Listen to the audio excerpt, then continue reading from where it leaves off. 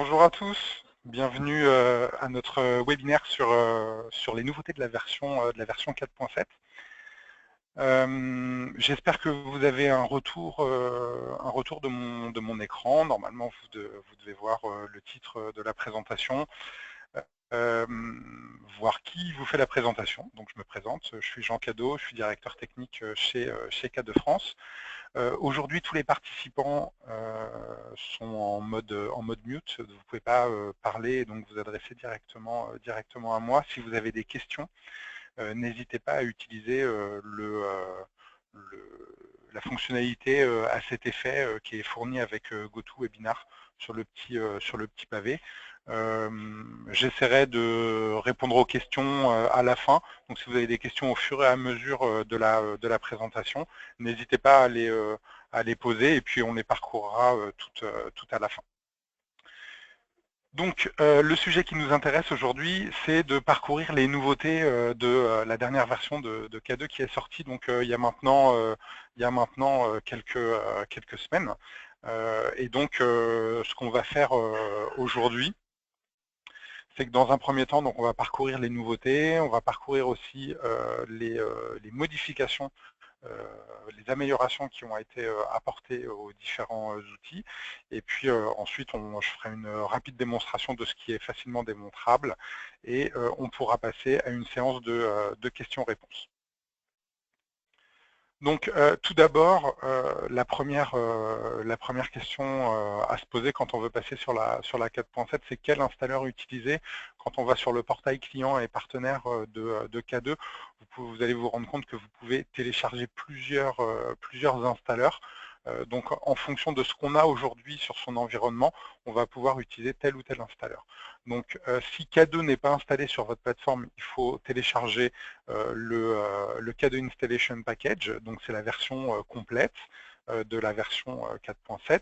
Si vous avez une version 4.6.9 ou supérieure de K2, vous pouvez télécharger uniquement le K2 Update Package qui va être plus léger en termes de téléchargement. Si vous avez une version inférieure à la 4.6.9 strictement, vous devez télécharger le K2 Installation Package. Bon, sachez que dans tous les cas, si vous ne voulez pas vous poser cette question-là, vous utilisez le K2 Installation Package qui marchera aussi sur les versions récentes de K2.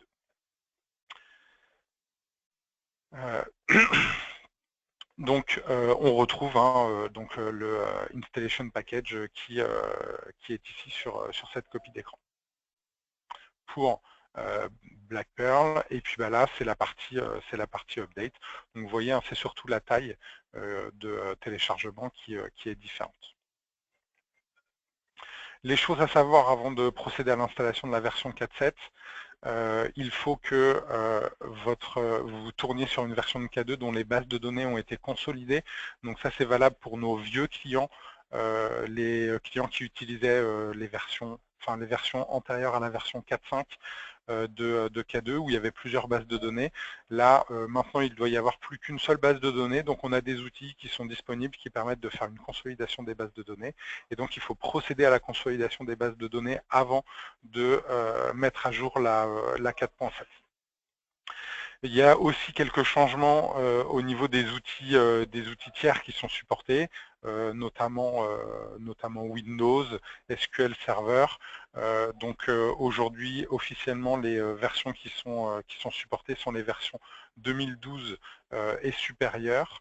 En revanche, si vous utilisez du 2008, sachez que vous pourrez quand même faire la mise à jour.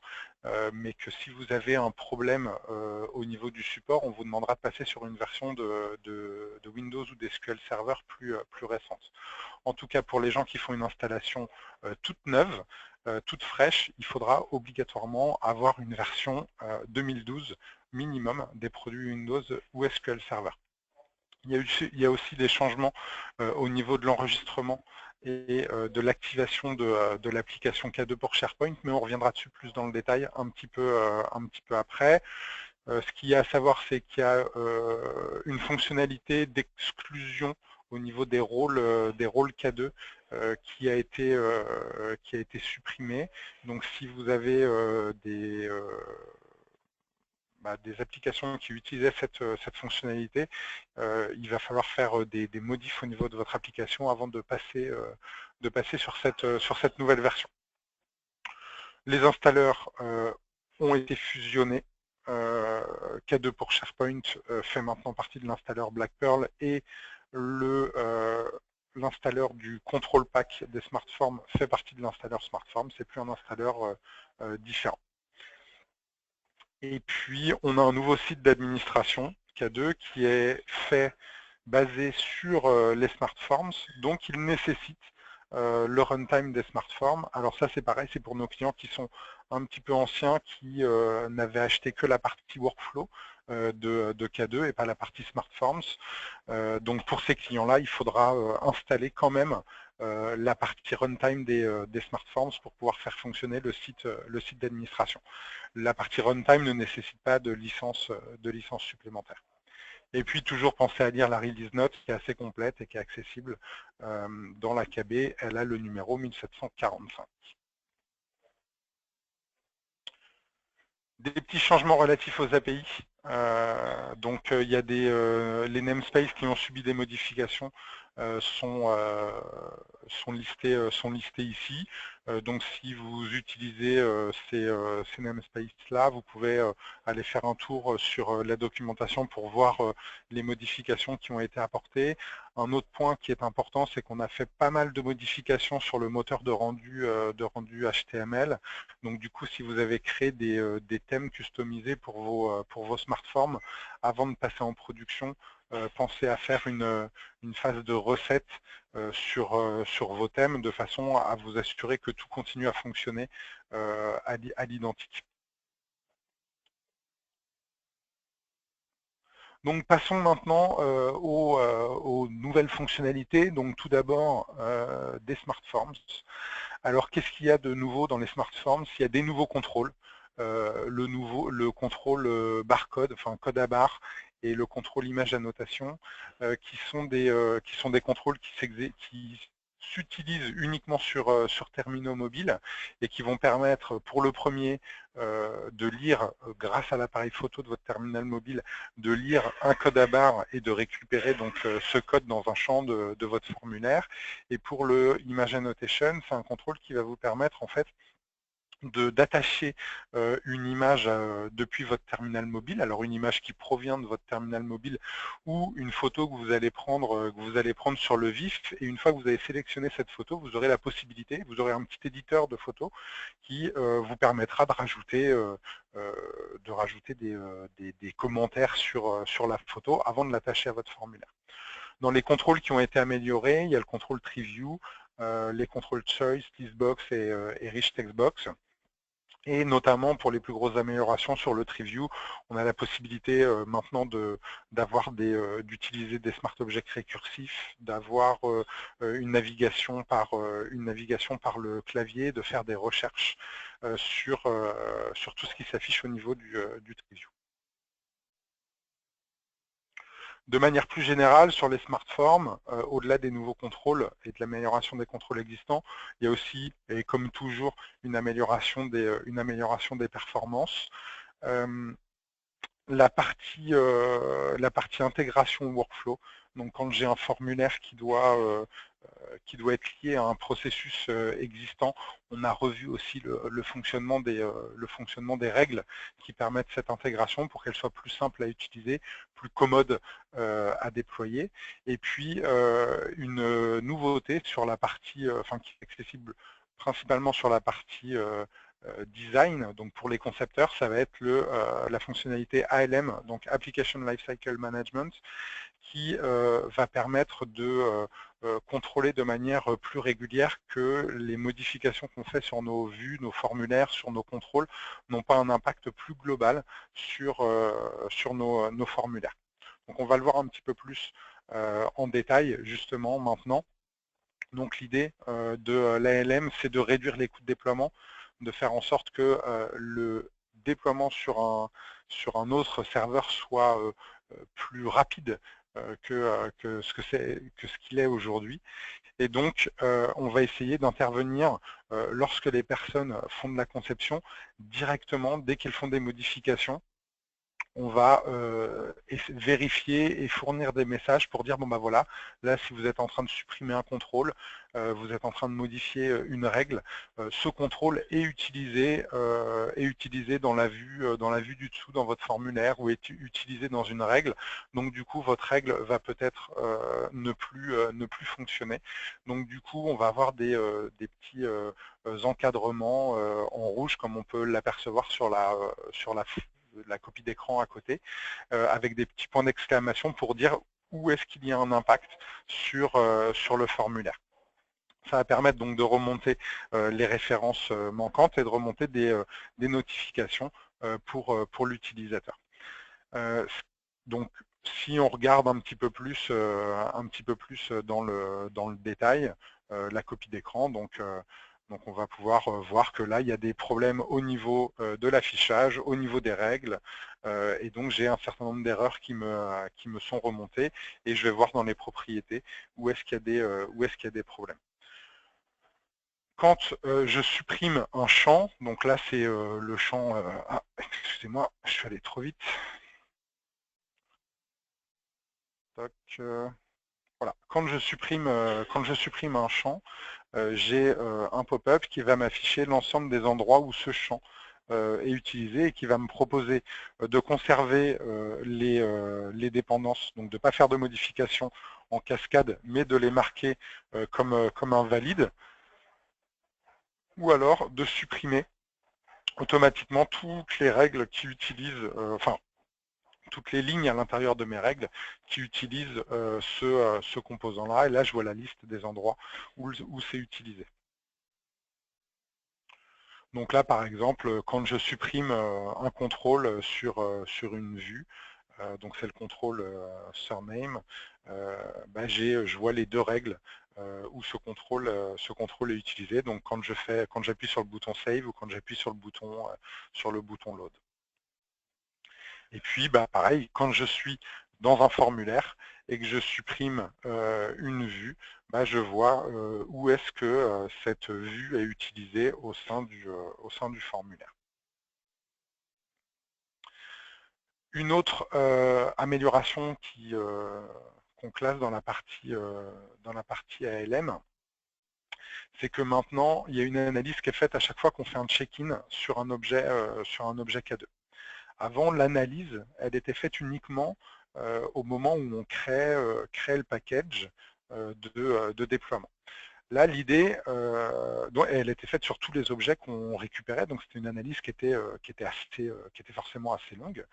Là, aujourd'hui, on a décidé, donc le check-in va être un tout petit peu moins performant qu'auparavant, mais en revanche, au moment où on va faire le check-in, il va y avoir une analyse qui va être faite et on va remonter s'il y a des problèmes qui empêchent de faire le check-in. De cette façon, quand on va créer le package, il y aura à nouveau une analyse qui va être faite, mais elle devrait remonter moins de problèmes, et surtout, là, de temps en temps, on va créer un package, on va le faire 10 jours après avoir fait des modifications sur un formulaire, donc on ne se souvient plus forcément de ce qu'on a fait exactement, alors que là, comme c'est au check-in, on va pouvoir s'en rendre compte tout de suite. Donc c'est des petites choses, mais qui sont très pratiques à l'utilisation. Si on passe côté Black Pearl, donc les grosses nouveautés, c'est qu'on a un nouveau site d'administration. On a un outil aussi qui va permettre de planifier et donc qui est inclus dans le site d'administration, qui va permettre de planifier le démarrage de processus, la consolidation des bases de données, des améliorations générales sur le moteur, une fonctionnalité qui est la notification des délégués. Alors ça, c'est quelque chose qui a souvent été demandé par nos clients. Donc K2 est en mesure de notifier les personnes quand ils ont du travail à faire. Ça, tout le monde le sait. Les utilisateurs ont la possibilité de se déclarer absent et de choisir des remplaçants. Et donc, ce qui a été rajouté, c'est la possibilité d'envoyer automatiquement au remplaçant d'une personne une notification quand la personne qu'elle remplace a reçu un mail pour lui dire qu'il avait une tâche. Donc c'est assez pratique. Maintenant, il y a quand même une petite... enfin, pour moi, en fait, cette fonctionnalité, elle est pas assez aboutie. Aujourd'hui, en fait, les délégués reçoivent un mail, mais le mail n'est pas personnalisable. Donc, pas encore. Donc, ça va faire partie d'une prochaine mise à jour. Donc, on a le début de fonctionnalité, mais comme le mail n'est pas personnalisable pour le moment, bah, c'est pas forcément très intéressant, surtout pour nous en France, où en fait, bah, le mail qui est envoyé, c'est un mail en anglais et on peut pour le moment pas le traduire en français. Donc la fonctionnalité est intéressante, mais elle n'est pas complète pour le moment. Bon, il y a eu des fonctionnalités d'amélioration aussi au niveau de l'outil de package and deployment sur la possibilité de packager par référence, une amélioration de l'expérience d'installation de la plateforme. Donc pour la console d'administration, donc on passe du workspace que vous avez sous les yeux et que vous connaissez si vous faites un petit peu de conception avec K2, donc au management site qui est celui-ci, ce que vous avez à l'écran. Alors ce que vous avez à l'écran, on va retrouver dans le management site toutes les fonctionnalités qu'on a au niveau de la console d'administration du workspace K2. Donc on va pouvoir gérer les droits, on va pouvoir gérer les versions, faire de la redirection, des choses comme ça. Il y a un certain nombre toutes les fonctionnalités sont disponibles. Le workspace est toujours disponible, puisqu'en fait, le management site ne couvre que l'onglet management de console. Et puis du coup, on est sur une interface plus récente, faite en smartform, donc ça permet de montrer aux gens ce qu'on est capable de faire en smartform, avec une navigation qui est plus intuitive. Et puis il y a quelques fonctionnalités qui ont été rajoutées pour simplifier les choses. Ce qui est assez intéressant, c'est que pour accéder à cette interface-là, on n'a plus besoin d'être administrateur de la plateforme K2. Lorsqu'on est simple administrateur d'un processus, et d'un seul parmi les 50 qui sont déployés sur ma plateforme, on peut aller sur cette interface et on ne va voir que les fonctionnalités attachées au processus auquel pour lequel on est administrateur. Donc, alors qu'avant, fallait être administrateur global, donc c'était un petit peu embêtant de donner ces droits-là à tout le monde. Sur la partie package et deployment, donc on a la possibilité de choisir si les éléments qu'on sélectionne sont inclus dans le package ou s'ils sont seulement référencés. Et dans ce cas-là, ça voudra dire qu'il faut qu'ils soient présents sur le serveur, le serveur cible pour que le déploiement puisse se faire. C'est assez intéressant parce que du coup ça permet de faire des packages moins lourds et qui ne contiennent que les éléments qui ont été modifiés. Et l'utilisation du référencement va quand même conserver les associations s'il y en a. Et donc là, on va pouvoir complètement contrôler comment les éléments qui sont dépendants vont être packagés à l'intérieur de l'outil de packaging. Donc c'est avec la petite liste qui est en bas.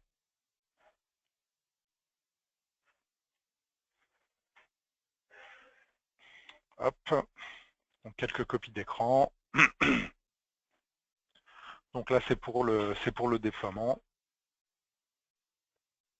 Et puis là, c'est quand on a justement quand on a référencé un objet et que par exemple sur le serveur cible K2 ne le trouve pas parce que peut-être que sur le serveur cible il l'aurait, alors c'est pas bien mais on pourrait imaginer ça, il a un nom différent, et on a la possibilité en fait de parcourir le serveur cible et de sélectionner l'objet pour faire du matching entre ce que j'ai dans mon package et ce que je vais utiliser sur mon serveur cible.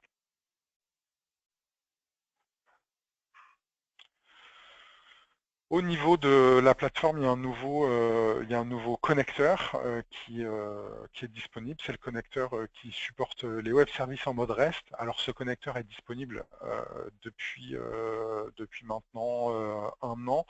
Il était disponible en téléchargement de manière indépendante sur notre site. Et là, il a été intégré à la plateforme dans sa toute dernière version.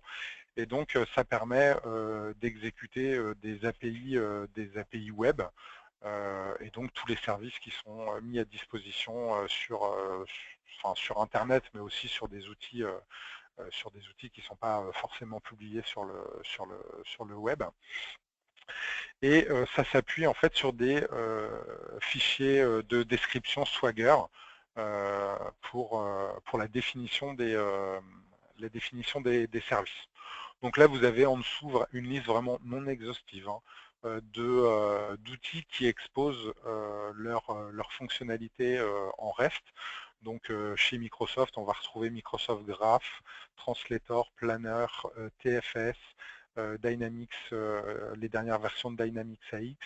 Et puis dans les outils tiers, on a Concur qui a été racheté récemment, qui a été racheté il y a un petit bout de temps par SAP, qui permet de gérer les notes de frais, par Slack, Jira, GitHub, LinkedIn, Google Maps, SurveyMonkey, Facebook, etc. etc. Donc, grosso modo, tous les outils un petit peu récents exposent leurs fonctionnalités en mode REST et vont pouvoir être consommés de manière native par K2. Et au passage, il faut savoir que K2 expose ses fonctionnalités sous forme de web service en mode REST. Donc ça fonctionne aussi dans l'autre sens. C'est-à-dire que des outils tiers peuvent communiquer avec K2 en passant par des intégrations REST. Des améliorations au niveau de la signature électronique. Donc, attention, K2 ne fournit pas de fonctionnalités de signature électronique, mais fournit des fonctionnalités d'intégration avec DocuSign qui s'occupe de la signature, qui est un produit de gestion de signature électronique. Donc ça fait longtemps qu'on propose des intégrations avec DocuSign depuis la version 4.9, je crois, de K2. Et donc là, ce qu'on a rajouté, c'est la possibilité, donc c'est un nouveau contrôle pour les formulaires qui va permettre d'embarquer le pavé de signature directement dans un formulaire K2. Donc au niveau de l'expérience utilisateur, on peut rester dans un formulaire K2, on n'est pas obligé de dérouter vers les interfaces utilisateurs DocuSign pour signer ces documents. Au niveau des applications mobiles, K2, donc il faut savoir que les applications mobiles, elles évoluent de manière indépendante au moteur K2. Il y a une nouvelle version des applications mobiles en moyenne tous les 2 mois. L'application mobile qui est la plus avancée, c'est l'application iOS, qui est celle qui reçoit les premières nouvelles fonctionnalités, puis ensuite on livre ces fonctionnalités-là sur Android et enfin sur terminaux Windows. Donc les grandes fonctionnalités qu'on retrouve sur l'application mobile, c'est la possibilité d'avoir ces formulaires en mode online ou offline, c'est-à-dire que l'application gère un cache, vos formulaires sont téléchargés dans ce cache et vous allez pouvoir valider vos demandes sans forcément avoir de connexion. Ce sera mis dans une boîte d'envoi et dès que vous récupérez de la connexion, ce sera envoyé au serveur K2. On va retrouver toutes les fonctionnalités standards qu'on va pouvoir actionner à la volée, comme la demande de délégation, de redirection, l'exécution d'actions sur chacun des formulaires. On a les nouveaux contrôles dont on a parlé tout à l'heure, le barcode et les annotations sur les images. Et puis on a la possibilité en fait de personnaliser le logo, le nom de l'application mobile K2 pour pouvoir les déployer après par MDM et donc faire du déploiement d'applications mobiles sur votre flotte de terminaux et donc de cacher le logo K2 si vous voulez mettre votre logo applicatif à vous si vous le souhaitez. Donc on retrouve des copies d'écran hein, sur la droite. Donc là, on est sur l'application iOS où on retrouve sa liste des tâches. Là, on charge une tâche et on voit les fonctionnalités relatives à cette tâche-là. Ensuite, là, c'est le contrôle barcode. Voilà, où on fait la copie du code à barre. On retrouve le code à barre dans le formulaire après. Et puis là, c'est le contrôle qui permet de prendre une photo et ensuite de faire des annotations.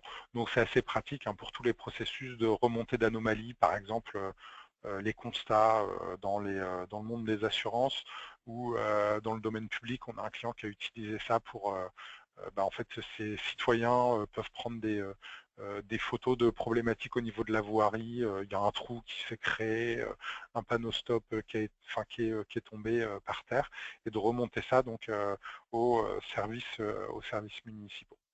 Donc bon, c'est des cas d'utilisation parmi tant d'autres. Donc, comme je vous le disais, pour le moment, il n'y a pas de parité entre les applications. Et donc là, on a un petit résumé des fonctionnalités qui sont disponibles terminaux par terminaux.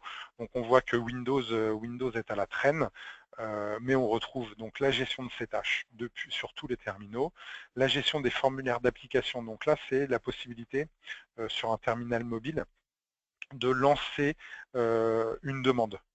Donc la gestion des tâches, c'est je ne vois que les tâches que j'ai à faire. Maintenant, imaginons que je veuille depuis mon terminal mobile faire une demande de congé. Et bien du coup, il suffit d'enregistrer le formulaire demande de congé comme un application form et on va retrouver tous ces application forms dans son application mobile, et donc on va pouvoir initialiser des demandes depuis son terminal mobile. La gestion offline, elle est traitée sur iOS et Android pour le moment. Elle le sera sur Windows sous peu. La gestion des commentaires et des pièces jointes, qui est disponible pour le moment que sur iOS.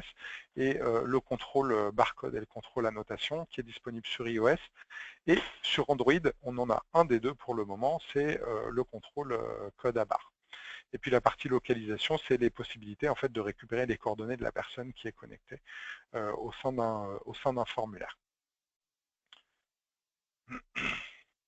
Et puis là, vous avez une copie d'écran de l'application mobile pour Windows, donc qui est une application universelle.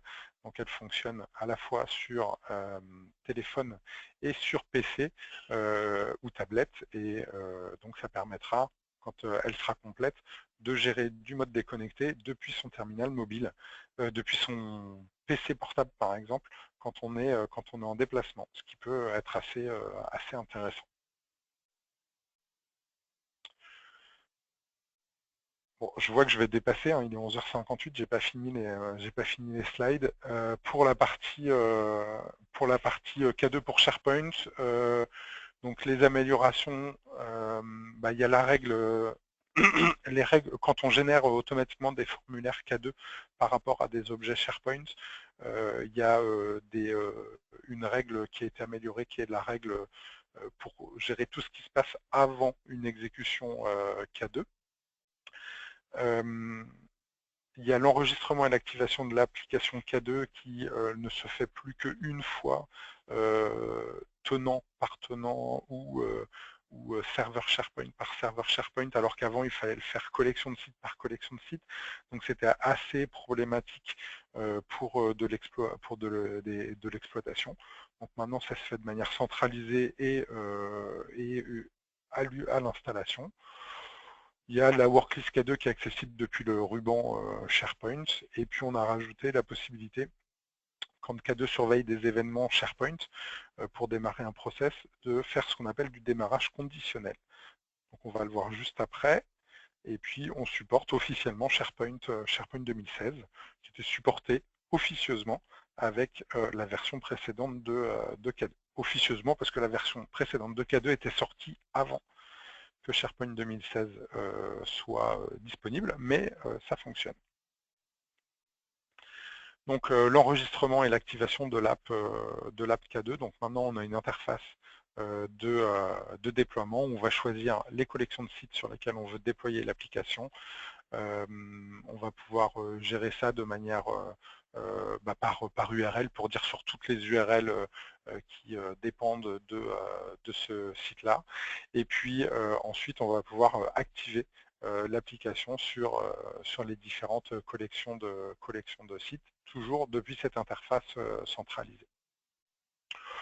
On retrouve donc dans le bandeau la liste des tâches K2, et puis dans les settings des objets K2, on a accès à une fonctionnalité de configuration d'application pour ceux qui utilisent ça sur les formulaires K2.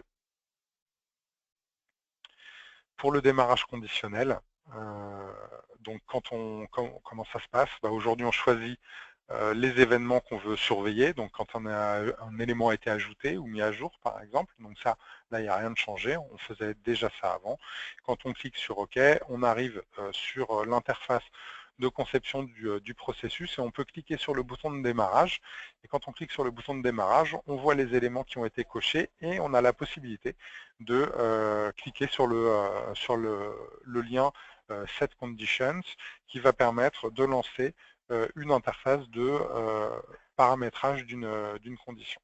Et donc là, en fait, on va démarrer uniquement si le manager est égal à Bob. Donc avant, on pouvait le faire, mais il fallait passer par des chemins un petit peu détournés. Maintenant, c'est complètement intégré dans les wizards. Dans les autres améliorations qu'on peut noter, il y a deux nouveaux packs de langues donc qui viennent enrichir les 10 déjà existants, donc le japonais et le slovaque. Donc ça veut dire que vous pouvez avoir vos interfaces complètement dans ces langues-là. Et puis, il y a des nouveaux Smart Starter. Alors, le Smart Starter, c'est le nouveau nom des app accélérateurs. Donc, ce sont des applications K2 que vous pouvez télécharger sur notre site, qui sont des applications K2 autonomes. Donc, c'est des Smart Objects, des vues, des formulaires et des workflows qui répondent à des besoins, on va dire assez classiques dans le workflow. Et donc il y en a 12 nouveaux Smart Starters qui vont sortir incessamment. Et parmi lesquels on va retrouver les demandes de formation, la gestion des plannings, la gestion des changements, les ouvertures de postes, les demandes de publication sur les médias sociaux, etc. etc. Donc les Smart Starters, hein, pour rappel, pour info si vous ne connaissez pas, donc, ce sont des applications que vous pouvez télécharger, installer sur vos plateformes, utiliser comme ça pour des démonstrations, pour montrer ce qu'on peut faire avec K2 à votre métier. Et si votre besoin il est très très proche de l'application qui a été faite par K2, il n'y a rien qui vous empêche de partir de ce qui a été fait et de faire des modifications dans les applis K2. Donc vous utilisez ça comme vous voulez et vous pouvez même le mettre en production si vous le souhaitez. Dans les nouveaux supports Microsoft, donc on supporte SharePoint 2016, Microsoft Dynamics CRM 2016, Exchange 2016 et Azure SQL est aussi supporté. Supporté si vous avez des données qu'on doit connecter à vos applications K2 et qui sont stockées dans un Azure SQL, mais aussi comme base de données pour le moteur K2. La base de connaissances, si ça fait longtemps que vous n'êtes pas allé faire un tour dessus, je vous invite à y aller, à aller sur les guides de démarrage, les guides d'utilisation des smartphones de K2. Il y a beaucoup de nouveaux tutoriaux, il y a des informations complètes sur toutes les nouveautés, toutes les fonctionnalités K2. Il y a vraiment beaucoup de choses. Donc faut pas hésiter à aller dessus. Et puis d'ailleurs la matrice de compatibilité a été également revue pour être un peu plus lisible. On en a parlé un tout petit peu en introduction, les choses auxquelles il faut penser pour pouvoir passer en version 4.7. Donc les bases de données doivent être consolidées le framework .NET 4.6.1 est requis par le Setup Manager et par le moteur K2. Donc il faudra qu'il soit installé au préalable. Si ce n'est pas le cas, K2 l'installeur K2 vous le dira. Si vous utilisez K2 pour SharePoint 2010 ou K2 pour SharePoint 2013 en mode 2010, alors il faut bien penser à réexécuter le SharePoint Configuration Wizard à la fin de l'installation. Si vous êtes uniquement client Black Pearl, il faut penser à télécharger quand même l'installeur des SmartForms et à installer un site de runtime. Et puis si vous êtes utilisateur de SharePoint 2010, il faut savoir qu'une plateforme existante K2 connectée à SharePoint 2010 peut être mise à jour. En revanche, une plateforme neuve ne peut pas être intégrée à SharePoint 2010. Donc SharePoint 2010 qui est en fin de support par Microsoft et donc par K2. Donc voilà, il nous reste plus de temps du tout, mais je vais quand même vous faire un tout petit bout de démo pour que vous puissiez mettre en image ce que c'est que le management site de K2.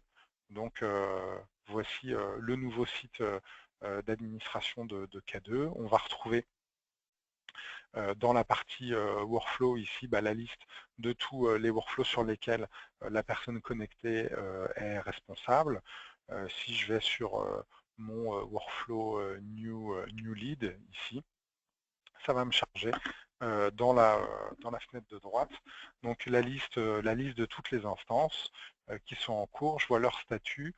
Je peux accéder au suivi graphique directement depuis le lien. Je peux faire des recherches et j'ai accès aux autres fonctionnalités comme la gestion des droits, la gestion des rôles, la gestion des versions, la liste des tâches qu'il y a en cours sur ce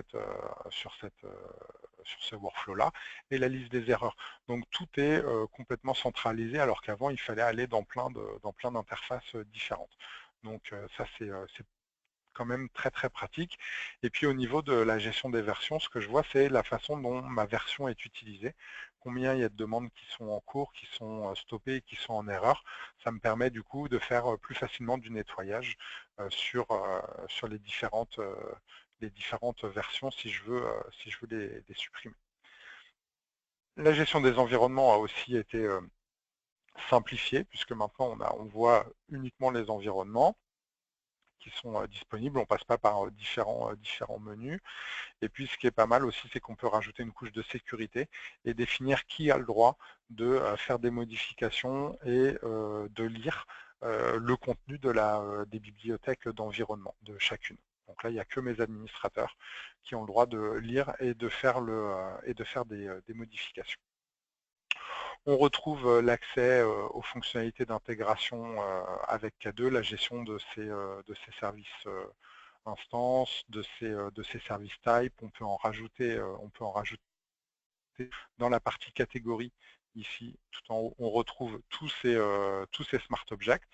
Donc si je prends un smart object de test, ici, je sais pas, par exemple, test donné, celui-là. Donc je vais pouvoir maintenant, depuis cette interface, je vais pouvoir en fait tester mon Smart Object. C'est ce que je faisais avant avec le Smart Object Service Tester, qui était une application console que je pouvais lancer. Mais là, du coup, toutes les fonctionnalités du Smart Object Service Tester sont disponibles en mode web. Donc je peux lancer l'outil de conception, je peux déplacer ou copier mon Smart Object, je vois les différents champs qui sont disponibles, les différentes méthodes, et je peux dire, tiens, je voudrais exécuter la méthode getList, et donc ça me lance une fenêtre où je vais pouvoir mettre des propriétés, puis lancer l'exécution. Et donc je vois la liste des éléments qu'il y a dans mon Smart Object ici. Donc ça me permet de tester mes Smart Objects, ce que je ne pouvais pas faire avant directement, sans passer par l'outil Smart Object Service Tester. Alors excusez-moi, il y a la partie feature ici aussi qui va permettre d'enregistrer en fait les intégrations avec des nouveaux produits. Donc c'est quand j'ai des connecteurs à configurer et que la configuration nécessite de mettre en place des tokens d'intégration, des choses comme ça. Donc je peux accéder au formulaire d'enregistrement de ces outils-là directement depuis le management site. En dessous, bon, moi j'ai mon menu gestion des licences où je peux demander, un rapport d'audit de mes licences pour voir qui les utilise. J'utilise K2, j'ai accès à mes string tables, j'ai accès à la gestion centralisée des erreurs K2, et puis ce dont je vous parlais tout à l'heure, la partie planification ici, où je vais pouvoir dire je voudrais que ce workflow démarre une fois par semaine, une fois par mois. Donc là, moi, j'ai pas de workflow à être planifié. Donc je peux cliquer sur Nouveau. Et puis je vais configurer ça comme je configurais une tâche planifiée Windows. Je donne un nom à ma planification, une description. Je vais choisir ici le workflow. Donc je vais aller chercher le workflow CRM lead, voilà, new lead qui est là. Et puis en dessous, du coup, je vois les datafields qui sont disponibles. Je peux leur mettre une valeur par défaut. Et puis je vais choisir la valeur de mon folio, donc la date où je mets du texte. Et puis en dessous, je vais choisir la récurrence d'exécution de ce workflow-là. Donc je veux qu'il s'exécute tous les jours. Tous les 2 jours d'ailleurs, pof, et puis ça va commencer demain à 10h du matin par exemple. Et que ça s'arrête jamais, ou alors ça s'arrête au bout de 25 récurrences. Une fois que j'ai fait ça, je clique sur OK, et j'ai cette récurrence qui est mise en place et qui va permettre de lancer le workflow tous les 2 jours à 10h du matin. Nous, pour des besoins internes, on utilise ça pour nos comptes rendus. Nos consultants, ils doivent remplir de manière hebdomadaire des comptes rendus d'activité. Et donc, en fait, tous les lundis matins, à 7h du matin, nos consultants reçoivent une tâche qui leur dit, voilà, il faudrait dire ce que vous avez fait cette semaine-là. Et puis après, il y a un workflow de validation pour ce qui a été renseigné. Donc voilà pour ce que je voulais vous montrer aujourd'hui. Donc j'ai allègrement dépassé de 15 minutes. Si vous avez des questions, n'hésitez pas à les poser. Je vais aller faire un tour pour voir si des questions ont été posées. Alors, il y a une question au niveau de SharePoint. Si K2 est compatible aussi bien avec SharePoint 2016 qu'avec Office 365. Donc oui, il y a toujours, on avait une parité entre les fonctionnalités dans les versions précédentes. C'est toujours le cas aujourd'hui. Donc si vous avez un tenant Office 365 et qu'il n'a pas encore été mis à jour sur les toutes dernières versions de SharePoint, ne vous en faites pas, ça continue à fonctionner avec K2, et s'il a été mis à jour, c'est pareil, ça continue à fonctionner avec K2. Donc pas de souci pour ça.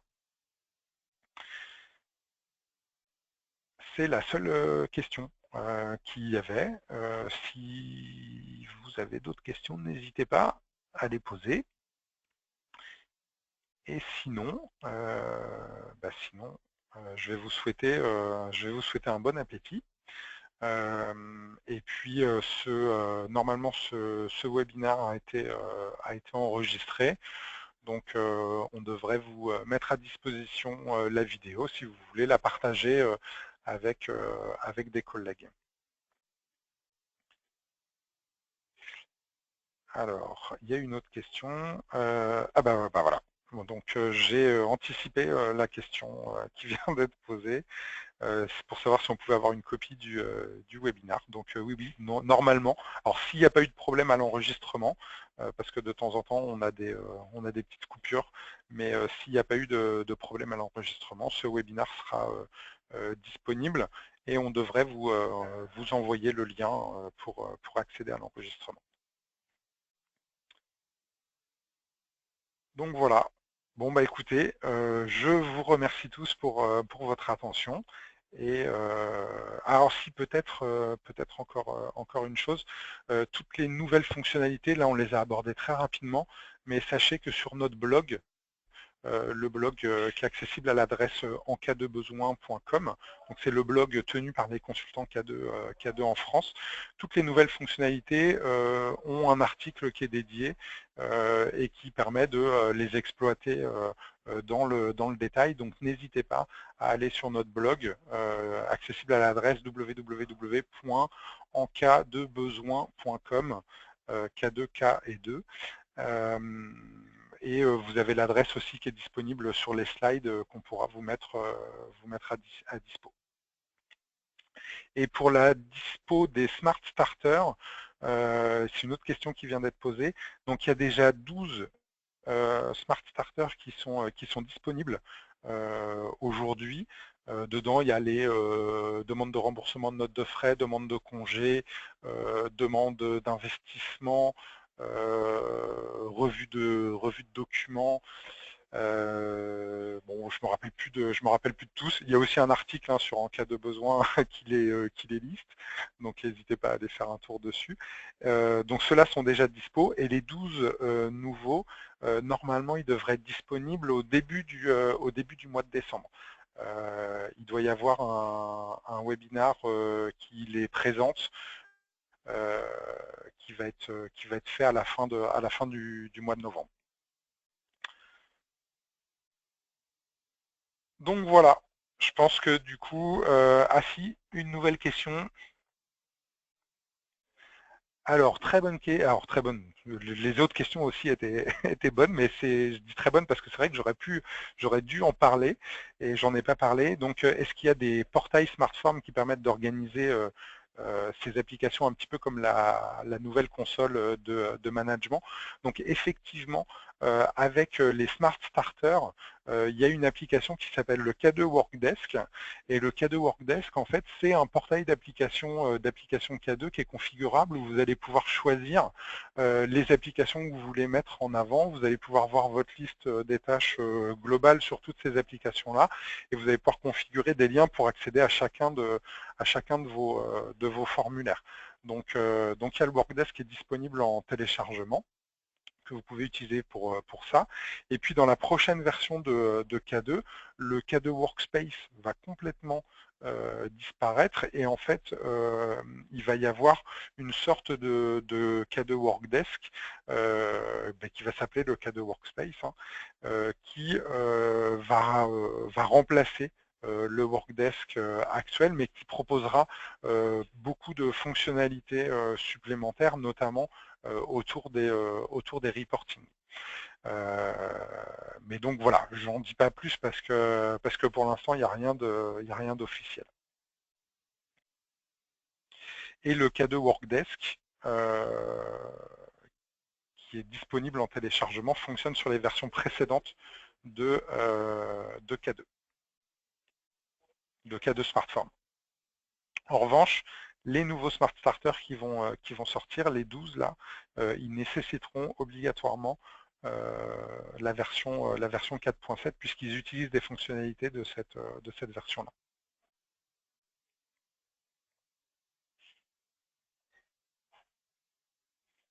Bon, j'ai l'impression qu'on a fait le tour des questions, mais bon, de toute façon, si vous avez des questions qui vous viennent plus tard, n'hésitez pas à poser vos questions. Vous avez eu il y a mes coordonnées sur le premier slide, vous aurez les slides. Vous pouvez aussi poser les questions aux personnes qui vous envoient les invitations pour le webinar et puis ils transféreront à qui de droit en interne. Donc en tout cas, merci à vous tous pour pour vos questions et pour avoir suivi ce webinaire. Et je vous dis peut-être à très bientôt. Merci.